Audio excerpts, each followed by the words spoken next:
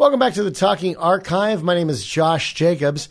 I can also be found on Instagram at JoshDJ57. Would love to have you follow me there. And we got some cool videos there as well. And also subscribe to this YouTube channel also to get frequent updates about when we have new interviews. We try to put at least 1 or 2 new interviews a week. And our conversation continues now with Tony Scott.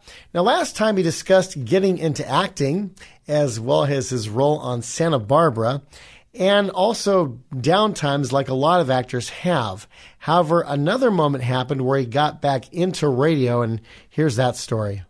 But I was there in L.A., and I did end up with part-time at KISS FM, which was really thrilling, because KISS FM, I mean, come on. Yeah, that was the number one radio station for many, many years here in Southern California. It was. I was there a few months, working for Steve Rivers, and Rick Dees doing mornings, of course. Guy was, and still is, one of the most brilliant people I think to ever work in radio. Yeah, I mean, he got to meet him a couple of years ago. He was very friendly to me, and never got to work with him personally, but still doing, I think, a Top 40 Countdown show. You think he's still doing that from Kentucky? I think that's where he moved. Yeah, I think so. You're right. He bought a big place out there. He's originally from there, I think.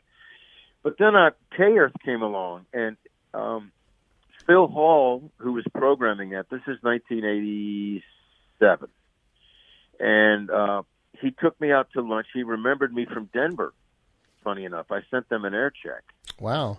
And he goes, I remember you from Denver. He called me up. He took me out to Sagebrush Cantina in Culver City, and we had a lunch. And I drank, along with him, like almost 3 margaritas each. and I'm hammered. And I go to the bathroom as we're about to leave, and I go, oh no, he was testing me. He was just trying to see how far I would go, and I was feeling no pain. And we get back to the parking lot of K-Earth, and he goes, can you start tonight? And I went, whoa, I guess I got the job. And I was there for 4 years. Just after that happened, right about the same time, Transtar opened up. That's the beginnings of Westwood One. They were first known as Transtar. They were based in Colorado Springs and then moved it out to L.A. And I walked down the street, and I got a part-time job there. So I had part-time there and at K-Earth, and things were looking up. And then I got full-time at Westwood One in 1988. Wow. And I started doing afternoons for them. Which format were you on? In the beginning, it was called Niche 29. And it was an interesting mix of rock, and it was almost like Jack FM with rock and pop and all kinds of different. We were playing what we want. Wow. And I don't know, going from Billy Ocean, Caribbean Queen, into Stairway to Heaven, into Madonna. I don't know about that. That is weird. It's even weirder than Jack, although Jack will sometimes, throw a curveball like that. But Jack is mainly, 70s and 80s classic rock, 80s and 90s and 2000s alternative. Seems to be their formula. I haven't heard them in a while, to be perfectly honest. I left L.A. almost 2 years ago. Oh, there you go. But they're still around. They're still there. Oh, they do great.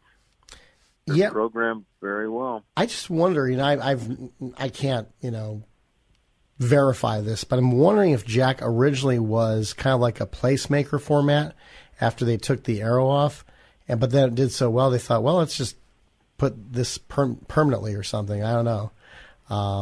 Because it seemed like a stunt format first. Yeah, I remember when it first came on, I'm thinking this will never fly. There's no DJs, and it didn't feel like there was any personal touch, but that guy they have voicing it, and I guess he's in a lot of other markets, he's good. He is. I mean, I guess one of the sad things of radio, I can say, is that that disembodied voice of Jack has more personality, or is allowed to have more personality than a lot of on-air personalities live are allowed to have. Right. They've got the reins on all of us. Kayers, I have to tell you a quick story here. It was 1991, and I was doing afternoons at Westwood One on Niche 29. I think we had evolved. I think we were just being called classic rock at that point. And I would go in, and I was filling in more and more at Kayers, and this is back when overnights actually had live jocks. And I was tired. I was on my second week of doing overnights and catching a few hours of sleep, and then going into Westwood One, and then catching a few hours of sleep, and then going into Kayers. And toward the end of the second week, I'm driving back to Studio City from the Kayers studios in Culver City, and I fell asleep on the 405. Oh, no. At the top of the Sepulveda Pass. That was my last awake moment, was the top of the Sepulveda Pass northbound. You know, that big hill headed down. I woke up by the Galleria on two tires in my Jeep going off the freeway. Oh, man. Yeah, and I swung the Jeep, spun around a few times. I don't know how I didn't flip, and I ended up pointed back up the 405 in the wrong direction. And I got off the freeway, and I thought, that's it. I can't continue to do this. I can't. I mean, what good is it if I kill myself, right? Oh, yeah. So I went in the next day, and I quit Kayers. I said, I can't do this anymore. So that was 91. And in 2000, Rita Wild called me from KLOS to offer me part-time. And wouldn't you know, I jumped right back into it. But KLOS was 15 years of wonderful. I mean, I just loved working there. Wow. And they were located closer to, well, Westwood One was located, I guess, by this time in Santa Clarita, and KLOS was on La Cienega. How did you juggle those schedules then? It was hard. It was difficult because in the beginning I was working in or living in Studio City. Then I moved to L.A., right down near the Beverly Center. So I was kind of not in the middle because Valencia is a lot further, but I was in between the two, and it was back and forth. I told myself I'll give KLOS 5 years, and if I crack the full-time lineup, great. But if not, in 5 years, I'm going to leave. And in the interim, I bought a house, and you know how that goes. Yeah. Mortgages aren't cheap. So I ended up sticking with KLOS for 15 years. At the same time, I worked for Westwood One. Wow. And doing Rockline. Bob Coburn at KLOS brought me in to back him up on Rockline. So I did that for 10 years. Wow. So how did you get to, that was one of the things I'd read here. How did BC choose you to become the backup host? What was it that he said, or what happened? Tell us about that story. That sounds really awesome. Well, at Westwood One, I did a ton of interviews. And from time to time, I bring clips into KLOS because I did the seventh day, the album spotlight program on Sunday afternoons, evenings. I don't know if you remember that show. It was long running. I did it for 7 years. But as part of the show, I bring in clips from interviews on Westwood One, and Bob Coburn heard quite a bit of these, and he liked the way I interacted with the guests. And my phone rang one day, and he offered me backup. Wow. And next thing you know, I'm doing Rockline, and that was live. Wow. That and Rockline was on. Yeah, Rockline was on one time a week, the classic rock version. Then the modern rock version was on another day, from what I recall. Right. Classic rock was Mondays, and more alternative leading bands were Wednesdays. Oh, okay. And you got to do both of those? Did both of them. Yeah. In the space of 10 years, maybe I averaged half a dozen, 7 or 8 a year. It was BC's show. He was in the saddle quite a bit. But he did have back surgery, and he was out for a while, and I did quite a few of the shows. But that was a lot of fun. And there was a lot of live performances right there in the studio. Wow. It was carried in a lot of major markets live. So that was a great time doing that show. And you got to interview numerous artists. Who was your favorite, I guess, what was the best performance that was live? I guess there were a bunch of great performances, but any one performance stand out to you that, oh my gosh, these guys are crushing it? Quiet Riot. Wow. Yeah, Kevin Dubrow and Frankie Benali on drums. And it was 6 feet from me. I'm sitting at the interview desk, and they fire it up. And they... I don't think I had hearing for 3 days. They just jammed. They did. They went, from song to song to song. Frankie Benali broke his drumsticks. And the sad thing about that show is just a couple of weeks after it, Kevin DuBrow was found dead in Vegas. Yeah, he was not that old. No, he was not. He OD'd. Oh, man. Just a couple of weeks after that. That happened a few times with me and Rockline. I kind of wondered if I was a curse. More than a few were gone shortly after I interviewed them. It's not funny. No, more creepy than funny. Yeah, it's just like, a friend of mine, I think he'd seen Tom Petty probably, I don't know, a month before he died. And he says he and I were just, my friend draws for The Simpsons. He's been doing that for about 30 years now, pretty much since the show began. And, he just said to me, I just saw Tom Petty not even a couple months ago. And it was a great time and just, very nice, down to earth. And he says, I just can't believe he's gone. I saw Petty. I think he wrapped up that 40th anniversary tour with, was it 3 or 4 shows at the Hollywood Bowl? Mm-hmm. Might have been 3. I saw the second to last one. Mm. And it was only a matter of weeks, actually, before he passed away, maybe 2 or 3 weeks. But as sad as that was, at least he got all of the shows in. Yeah. Right? And finished on top. He finished on top. And, the day it happened, I remember they said he went into cardiac arrest, he's gone. But they said, oh, no, he's still alive. I held out hope saying, okay, maybe he's going to make it through. And then later that night, they said he was gone. And if you think back to that day, if I'm not mistaken, that was also the day of that shooting in Las Vegas at the country show. That's right. So we had this overwhelming hit of bad news. There was Petty and there was the shooting in Vegas. I believe they were the same day, weren't they? I think so. If not, they were pretty much around the same time. So that was what everybody was talking about, were those two events. Right. Tom was something else. I remember, seeing him. He was on top of the world at those shows, at his favorite place to play. That was that. And then around that time, you were on 100.3 The Sound after KLOS. Tell us how you got from KLOS to The Sound. Well, KLOS, it's an interesting ending there, where Cumulus bought Westwood One, and so there was a conflict that couldn't work for 2 entities under the same umbrella. Mm. So I was told at the end of the year, I think there were 3 of us that were told, we could no longer work at KLOS. Mm.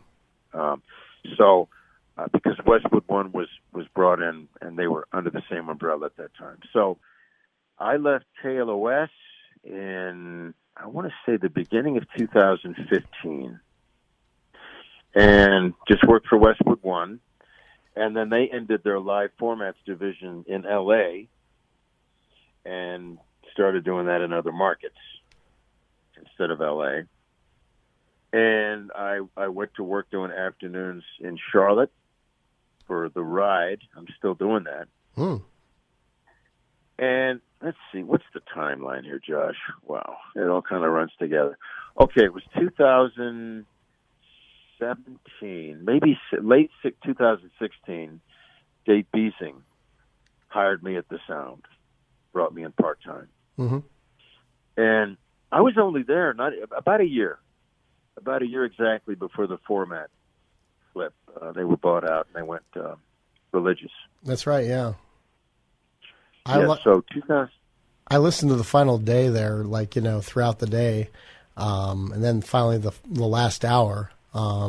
Somebody actually recorded it for us here, and I listened to it again. They had just about everybody who was by that time working there kind of in the room together. Were you there with everybody that last hour together? I was there. Yeah. I was there for the final sign-off. The weird thing is that the imaging voice, I don't know if it still is, but the imaging voice for the KLOS Christian AC rock, soft rock format was Charlie Van Dyke, who used to be the imaging voice for KRF 101. So I thought that was kind of eerie almost. I don't even know that I know that. Yeah. So wait, the imaging voice for the station that took over for the sound? Yeah. Oh, I didn't know that. Yeah, I heard at least it sounded like him, I think. I don't know. Either that was a good impression, but it's like, dang. That was a dark day. Because I really feel that station had a lot of gas in the tank. They were far from done. Very, very devout following. The numbers were pretty good. I figured that they would probably just move it to another station. Oh, yeah. In the cluster. And the hot talk was that it would be Jack FM, that we would go to that position, but they stuck with Jack. Which makes sense. They wouldn't have the jock salaries and all that, right? Oh, yeah.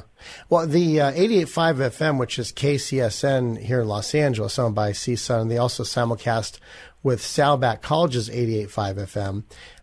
The last year, they just became SoCal's Sound. They just adopted that name. Andy Chanley is afternoons on SoCal Sound.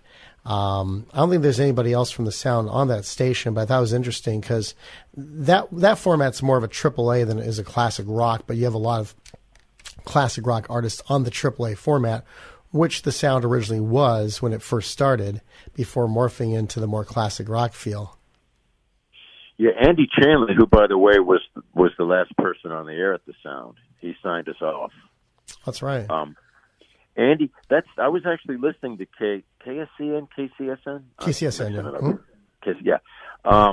He was already on that station, and Mimi Chen was on that station too, and they sound great. And I think they brought over, I didn't work with her, but she's doing middays, I believe. I wish I could remember her name. If I looked it up real quick, I could. Yeah. But I always thought she was great. I love listening to her too. So it is kind of a evolution of what they were into kind of a sound type format. But you're right, it is more alternative, isn't it? Yeah, I mean, it's slight alternative AAA more than AAA. K-Rock alternative type of thing, or Alt 98.7 alternative. Do you remember World Class Rock? I remember that, yeah. Both KSCA 101.9 and then Channel 103.1. Channel 103.1. Were you on either of those stations? I was. I was actually on, Channel 103.1 was K-Surf before it evolved into World Class Rock. That's where I met Andy Chanley and first worked with him. Wow. Yeah, I did nights for a while there. They went just strictly internet. That's right, yeah.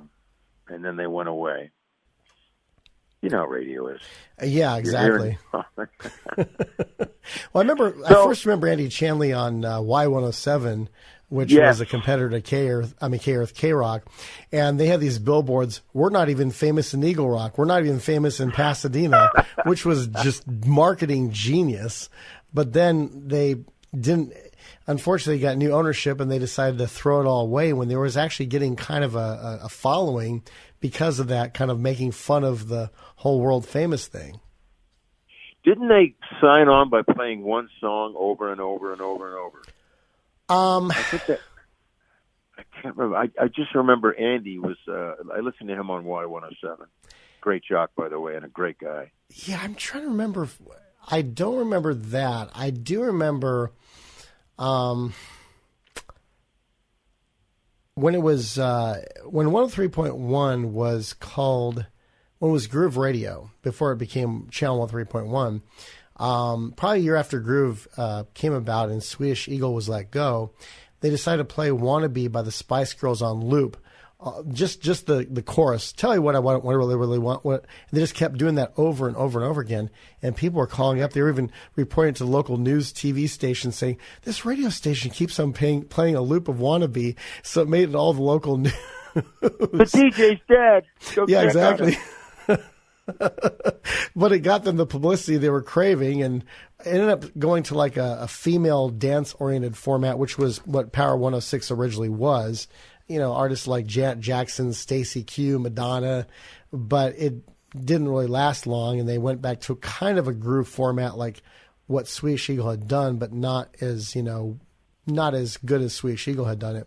And then, of course, it changed to Channel 103.1 shortly after that. But, yeah, I mean, just some of the stunts people have played on radio stations before, like, you know, Kevin and Bean's, I remember they got in trouble a couple of years ago, actually probably at the beginning of their own show, when some guy confessed to murdering somebody, and it turned out not to be true. But people were like, oh, my gosh, this person murdered. And so it made it on the local news that somebody called Kevin and Bean's show saying I murdered somebody. They were forced. I'm not sure if they got an FCC fine, but they were forced to apologize. Yeah, I do recall something along those lines. Yeah, that's back in the days. We got along with a lot more back in those days. That's true. It's really, I don't know how to explain it, but you just don't get away with what you got away with now. No. I used to say, we don't have the sense of humor we once had. No, we don't. I don't know why. It's kind of sad. But, and I think, you know, I'm going to stop right there. No, that's fine. I mean, I completely agree You're with you. recording me. Well, I've come to the conclusion, no matter what you say, somebody's going to be offended by it. It's like you can't not offend anybody. Even us laughing and chuckling at ourselves is going to offend somebody out there. And, you know, it only takes – here's what always gets me about getting in trouble if you're on the air, somebody like me.